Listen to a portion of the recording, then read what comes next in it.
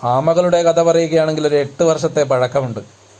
8 കൊല്ലം മുന്നേ അമ്മ ഇതുപോലെ തന്നെ ഒന്നോ രണ്ടോ ആൾക്കാരിങ്ങനെ വെള്ളത്തിൽ കറങ്ങിത്തിരിയുന്നത് കണ്ടിട്ട് ഭക്ഷണം ഇട്ട് കൊടുത്തതാണ്.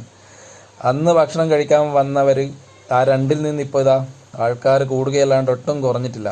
വർഷാവർഷം ആൾക്കാർ കൂടുക വരികയല്ലാണ്ട്. വേനൽക്കാലത്ത് പിന്നെ ഇവരുടെ പൊടി പോലും കാണില്ലേ.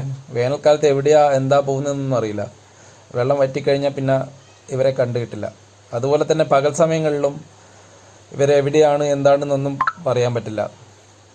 രാത്രി കൃത്യം ഒരു 10 മണിക്ക് ശേഷം ഭക്ഷണം ഇട്ട് കൊടുത്തു കഴിഞ്ഞാൽ എവിടുന്ന് ആൾക്കാർ വരുന്നതെന്നറിയില്ല. നിരവധി ആൾക്കാർ വന്ന് ഭക്ഷണം അതിനനുസരിച്ചുള്ള ഭക്ഷണം നമ്മൾ ഇട്ട് കൊടുക്കും. 1-2 പ്ലേറ്റിൽ നമ്മൾ ചോറ് കുറച്ച് കൂടുതലായിട്ട് ഇട്ട് കൊടുക്കാറുണ്ട്.